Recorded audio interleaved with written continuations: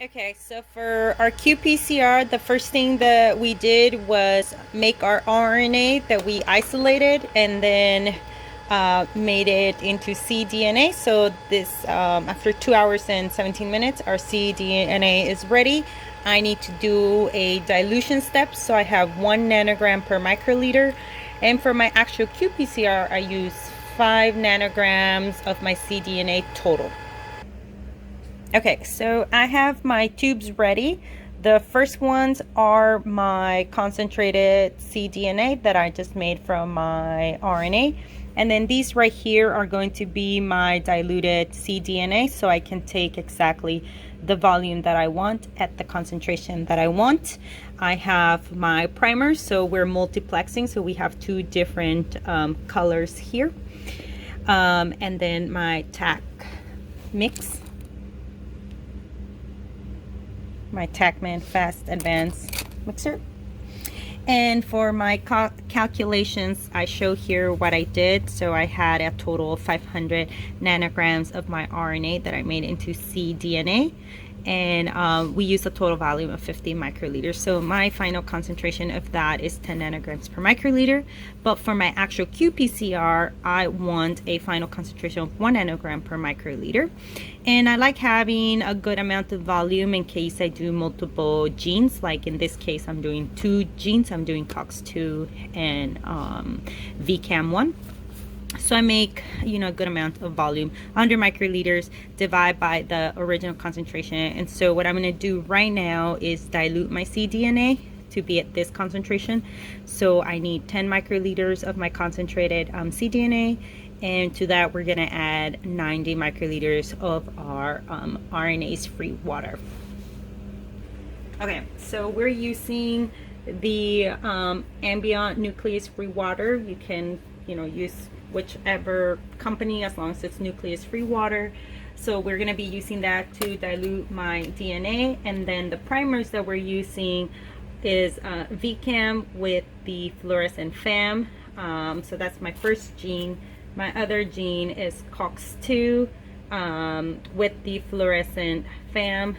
And my internal control, we're actually going to use actin, and then this is bound to the Vic fluorescent. So because we're multiplexing, so these are going to be combined at the same time when we do our qPCR. And then once again, our master mix is this TaqMan Fast Advanced master mix. Okay, so to make my RNase nucleus-free water, I'm going to use the VWR multipipetter. So this is our 300 that has a range from 20 microliters to 300. I was using this previously at 35, but we want to dispense 90 microliters. So I'm going to go ahead, you move this circular part, and it is asking you click to change volume. So I click, and now I go ahead and put the desired volume that I want. And so we want 90 microliters in this case. Okay.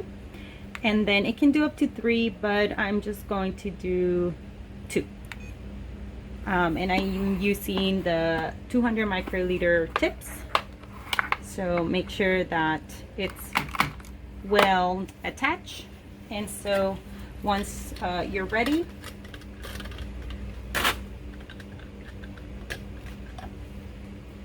you aspirate some of that water, and then these guys get some extra material. Oh, wait. Okay. Purge. Let me do 2 because this right now just only did 1. So change volume. Good. 2. There we go. Okay. So there we go. That aspirated 2 loads of 90 microliters. So dispense that extra, and then you're ready for 2 dispenses. So 1, 2, and then see how there's always some extra volume. So get rid of this guy, and it's asking, it purges. Once it's ready, aspirate, get rid of that extra volume, and then it's ready to dispense 2 of them. So 1 and 2. And then once again, there's a little extra, and the process repeats itself. Okay, so now that all my tubes have the water, so that's 90 microliters, and see how they're all the same, and obviously always label what you're doing, especially in this case where I have my concentrated cDNA. I also have 8 of these with just RNA, and now we're diluting this cDNA. So it's important that you label and what you have and put in, you know, the volume, your concentration, your samples. I work with multiple cell types, so these are mouse retinal micro-endothelial cells, so make sure that you write that down in the date.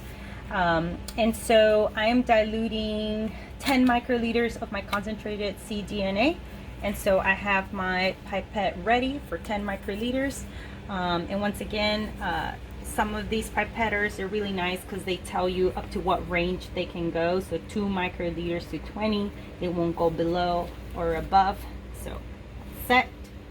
And so I go to my first sample, and I'm just going to take 10 microliters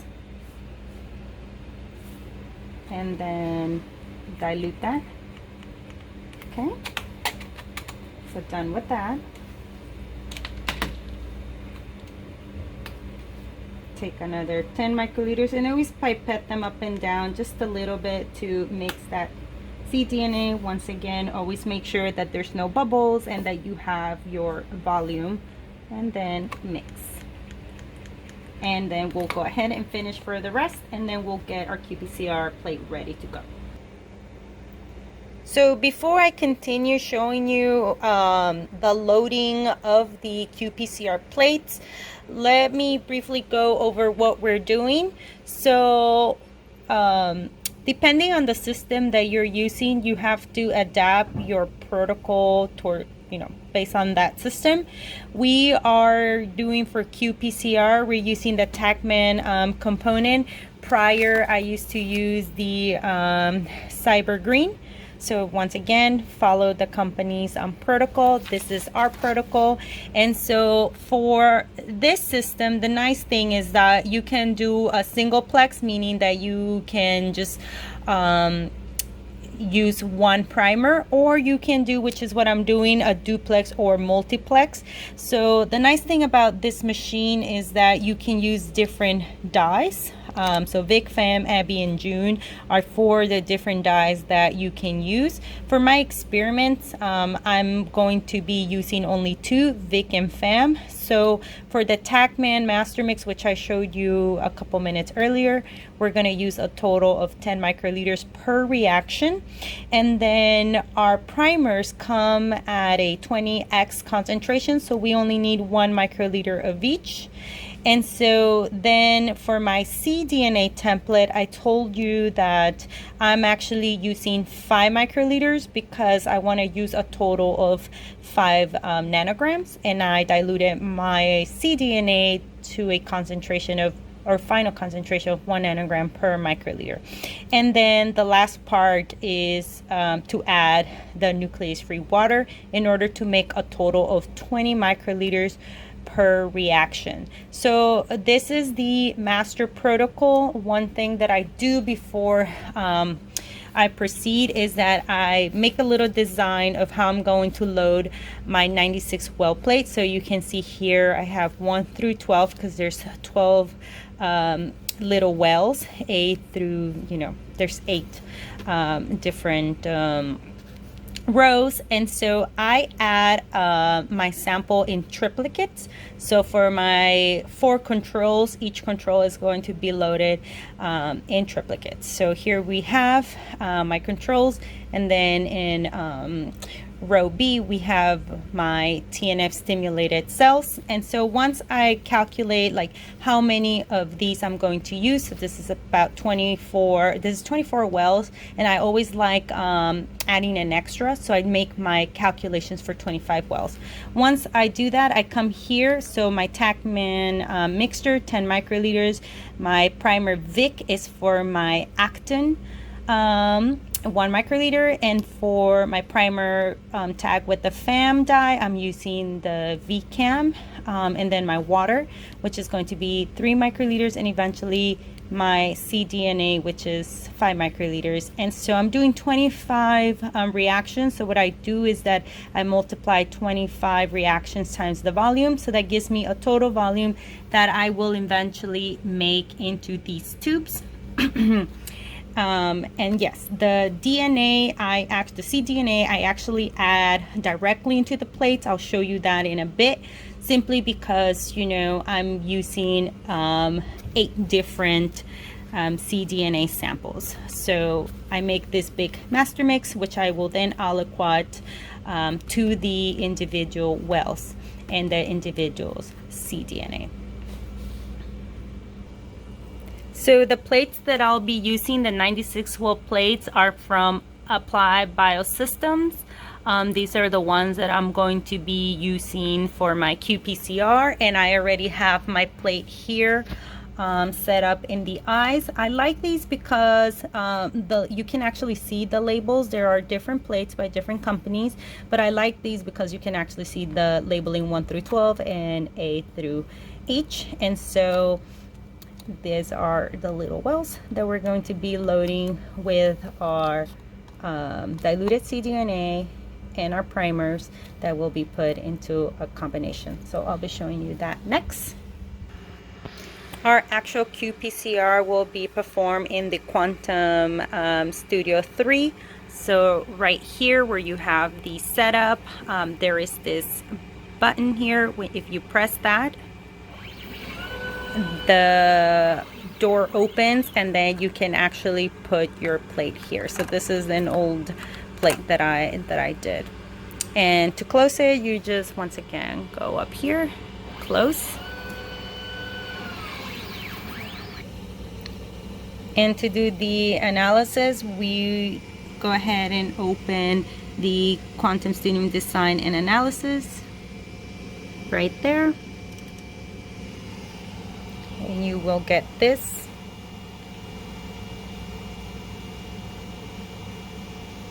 So once it opens, it gives you the option to select either a new experiment or open an existing. We are actually going to do a new experiment, so just click on new experiment. And then for my experiment, obviously, you know, put your name of your experiment, and then we're using the 96 well, and we actually want the comparative CT TaqMan reagents, and instead of standard, we're actually doing a fast run. Just kind of nice because your qPCR will be completed in under 30 minutes. And so once you have this, so this is the setup of your plate, you can go here into methods. So this is our method. Each well has a total volume of 20 microliters, and it tells you, you know, in step 1, the temperature, where it goes to step, you know, 2 step 1s, and then step 2, and then how many times this is repeated, 40 times. So this is our method that's going to be repeated several times. And then here is where you will do the setup of your plate. So in this case, because we're multiplexing, we should go into where it says assign targets and samples. We are going to do advanced setup. And the reason why we do that is so it gives us an option to put different targets. So remember that I have 2 genes plus the actin, which is our internal control. So we're going to add and add. Okay, so here I'm going to show you how to set it up. So what I did was add my 3 targets. So my first one is going to be, and then you can assign these in the order that you really want to. So for this one, I'm going to put VCAM1, and that is tagged with FAM reporter. For my second target, I'm actually using COX2. That's also a FAM reporter. And for my third target, this is where I'm using actin, and this one is actually bound to VIC. So note how you can click here on reporter, and it gives you the list of the different dyes that the Quant Studio 3 machine can read. And so we're gonna go down here to Vic. So once again, this really depends on the primers that you are buying from the company. So yes. And then for my samples, this is where I'm going to load my different samples. So I have a total of 8. So I'm just gonna go ahead and add them because they do repeat. I'm basically loading the same thing but with different genes. So I'll just show you the first one and then I'll finish the rest and I'll continue showing you how to do this. So in this case, this is my first one. I always like writing down the type of cell that I'm using, and in this case this is my control, which I write as CNT. And so I'll finish this and then see you in a minute. Thank you ladies for helping. Man, I should charge. We do, but they go. Okay, so now that I have the list of my samples and also my targets, then you come here where, you know, this basically represents your 96 plate. And so the first thing that I'm going to do is go ahead and click or select my 3 first wells, which are going to be for my control. And then 4, 5, and 6, it's my follow-up control. And so, you know, in my case, I'm going to continue doing this for the rest of my samples, and I'm going to do this twice because I'm actually running 2 different genes. So my 4 controls, and then here comes my experimentals. So I'm just going to go ahead and finish this. And then I'll show you how to then include, so once you highlight the wells, then you click on your sample, and then as soon as you finish doing that, you'll see that your samples are labeled. So once again, you highlight on the wells that you want to label, you come back to where your targets are. So this last 3 are my last one, number 8. You click on it and then you should be able to see it here. So to focus, there we go. Okay, now that I have this, I'm going to, so all of these are going to have the VCAM and actin primers. So what I'm going to do is highlight them all. And then once you highlighted your samples, you go to your targets. And here we have, see where your targets are. Here I have the VCAM primer and also the actin, which is our internal control. You click on them, and then when you look at your plate, you'll see that it has both of that. So I'm going to repeat this off camera for my second set and then show you the final results.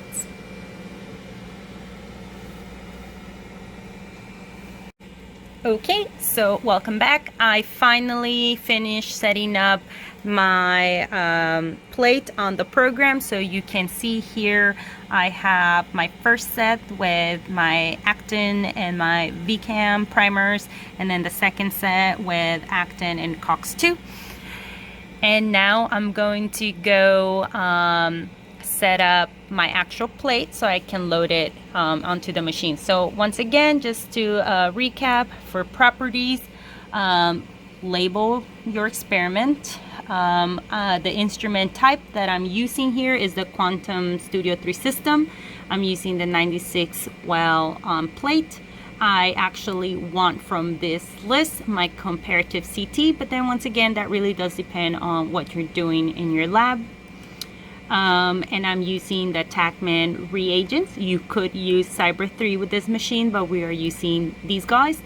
And for my run mode, we want to do the fast one. I'm using the fast one, not the standard. But once again, that really does depend on you and what you want to run. Once again, the method is in the method tab, and you can check, you know, volume of each well, the cover temperature, and then the steps 1, 1, and 2, and then how many times this reaction is going to occur, 40 times. and then you go up here to do your plate setup. Remember, because we are multiplexing or duplexing, I clicked on the advanced setup. If you're only doing one, you can do the quick setup. So here's an example, but I'll just go back here. So your targets, these are your primers and your samples. And then once I'm ready, when it's running, you can see the run in this amplification plot. So I'm gonna go load the qPCR plate and then go ahead and start my run. Okay, so we're back. We're coming back to this part. I'm going to start prepping up my TaqMan mixer, my primers, and my water. And what I do is that I have my microcentrifuge tubes already labeled. So this is gonna be the first one. And so for this one, what I'm going to do first is add my water, which is 75 microliters. So I'm gonna go ahead and prepare my pipette so it can dispense 75 microliters of my water.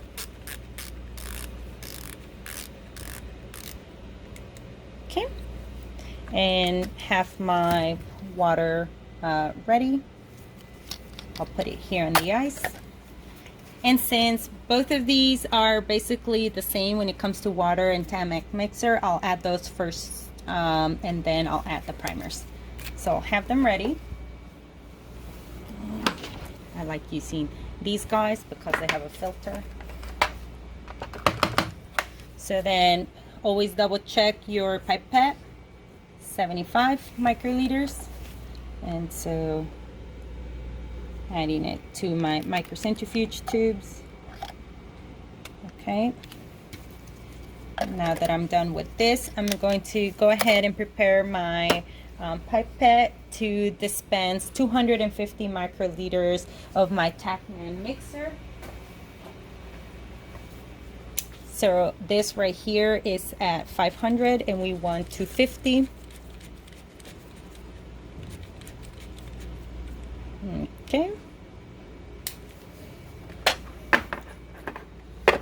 My tips. And we are using, once again, this is what we're using here from Applied Biosystems, TaqMan Fast Advanced Master Mix, and that's the reference number if you need to order it, okay? Or the catalog number. Okay, so 250, make sure you have no bubbles. Okay, now we can go ahead and mix them. And now I'm going to go ahead and start adding my primers. So for this one, make sure you're careful and you don't mix the wrong things. And so I'm going to prepare my pipetter to dispense 25 of my primers.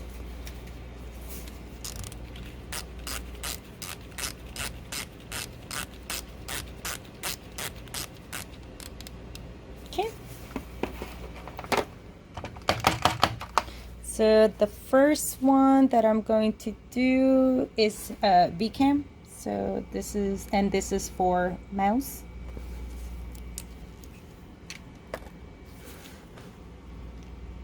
So just up and down.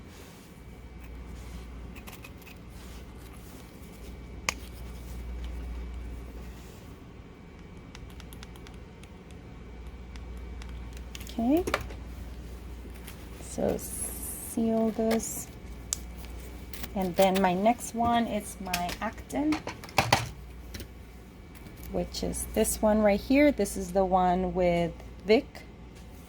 So just to make sure, because these are in the -20, just flicker them. I'm gonna move this out of the way. Okay. Once again, 25 microliters. And then mix it into my tube. And that's it. I'll go ahead and prepare the tube for the next one, and then I'll start loading. Okay, So I loaded pretty much all my samples. I have the last one to show you. Once again, I'm using the VVR multi-repeat pipetter. So I have my 5 microliters and repeat 3 because it's 3 of these per sample. So, you know, mix your samples a little bit. It grabs some of that cDNA, dispense the extra, and now it's ready to dispense your 3 5 microliter aliquots. So 1, 2, 3, and I'm gonna do this one more time because I have another set to do. So once again, you get some of your cDNA, dispense the extra, and now I can go ahead and do my last 3. And so once you're done, one of the things that I do is that I check that my samples are all at the bottom. If they are on the side of the tube, what I do is that I like grabbing it and tapping it gently to help the samples come down. And now let's check them. And so I think you can see there the 5 microliters of your sample, since I'm only using these 4. You can also check like this. Once we add, so I just added the my cDNA. Now I'm going to add the TaqMan mixture mix with my primers and water in order to make a final volume of 20 microliters, and we're going to spin them down before running our plate. So I'll put them here. I'm going to get, I have already my mixtures. And then I know that of these I have to dispense 15 microliters plus 5 of my cDNA makes a total volume of 20. So what I'm going to do now is prepare my pipette so I can dispense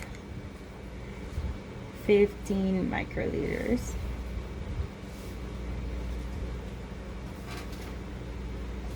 Okay, and 6.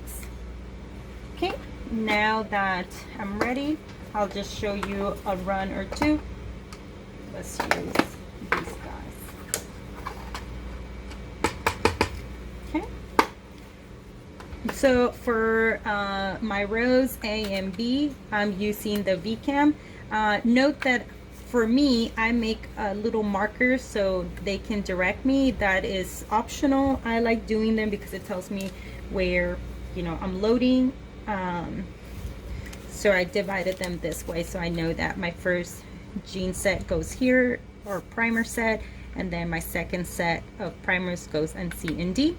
So for VCam, these already I have mixed them and spun them down. I'm gonna go ahead and load my 15 microliters. Once again, I double check that I'm loading the correct thing. Mix it just a little bit, aspirate, get rid of that extra, and then load my 6 wells. 1, 2, 3, 4, 5, 6.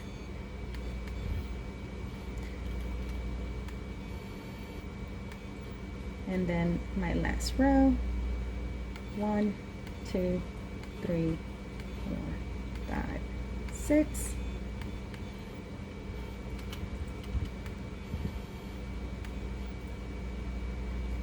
One, 2, 3, 4, 5, 6, and now 7.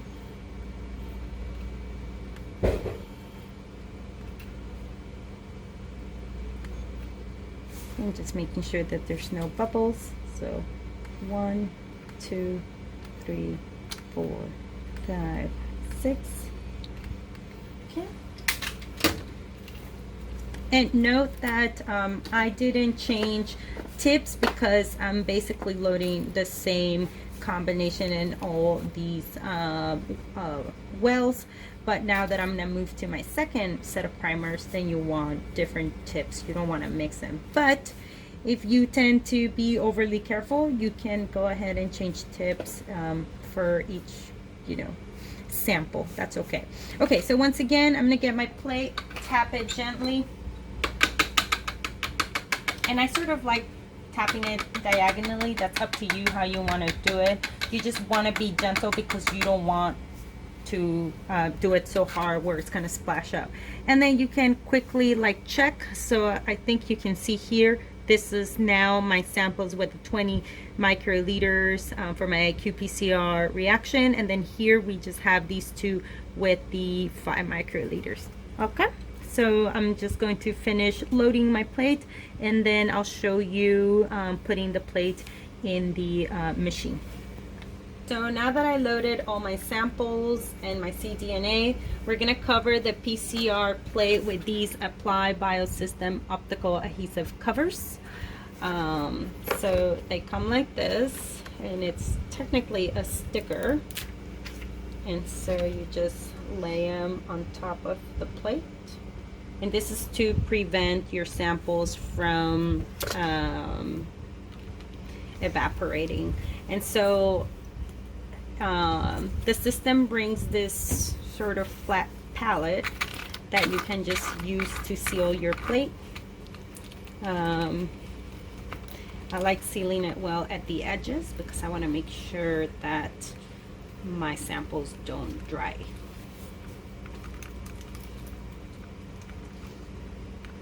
Okay. And just okay, and then I use the edge to remove this tape, this extra excess. Okay, so just one more time.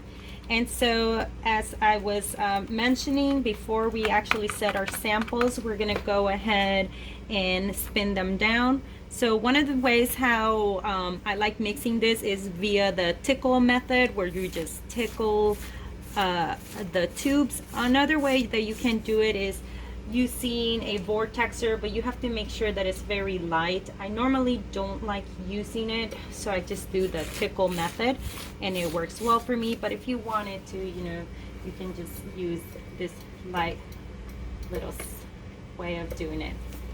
But once again, I just like doing the tickle method.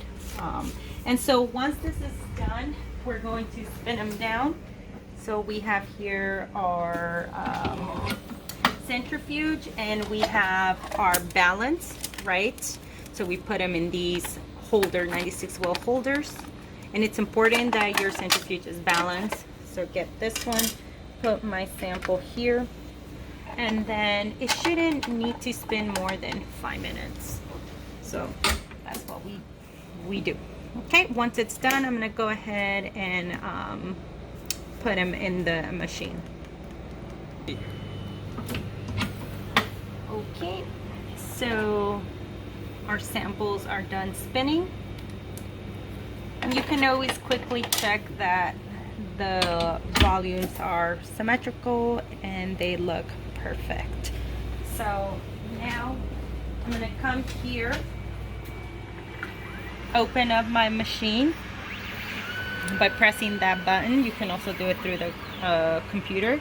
Remove this old plate, put my new plate here, so see how it fits well into this 96, has 96 little holes to put your plate. Once it's there, close it.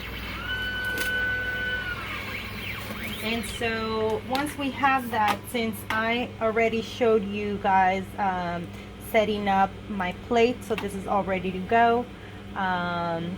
So when we come here to run, I go ahead and see where it says start run. So you click on start run, and it's going to generate a number. So it's thinking, let's give it a second. And so click on that number in order to actually start the run. So now it's going to tell you to save it. I'm going to go ahead and set up the date, my information, my initials. So this is what I'm doing. And then, you know, save it in whatever is it, you know, your folder. I have my own little folder here. Okay. And I'm going to make a new folder with today's date.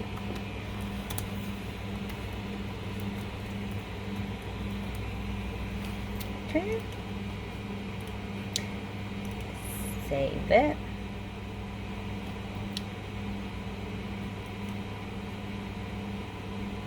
And so see where it says starting the instrument run. So it tells you that it's running, and then when it's done, you'll know, and then you can just save your data and analyze your qPCR. That's it. Okay, so my qPCR run has been completed, so you can now see here the amplification plot. A nice thing that the system has is that you can come here and then go down to gene expression, and it will calculate for you gene expression. So here I have my COX-2 gene and my VCAM. So these are my controls. They're pretty much the same.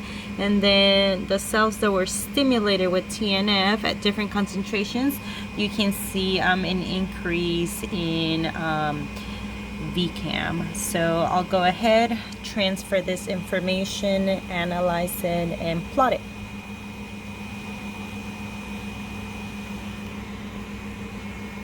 Okay, so to export, just go up here where it says export, and so it'll give you the option, your file name, and it will export it into Excel. So once go ahead and click on the contents that you want, and so once you have done that, just click export and it will go ahead and do that, and then your data will be exported into Excel, and you can take that and analyze it. Before exporting, make sure that you go into browse and you find the folder that you have designated. So this is my folder, and open and save so you can get your data exported. Once that's ready, go ahead and export. Okay, and you can double check your folder, making sure that you have your Excel exported. Another thing you can do once you export your data via Excel is that if you want a PowerPoint of this, you can go to File, and then under File, click where it says Send to PowerPoint. And the nice thing is that it'll put this data in PowerPoint format. So apply, and then once again save it in your folder of interest, and then save, and we can go in here, and then you have your PowerPoint presentation right there.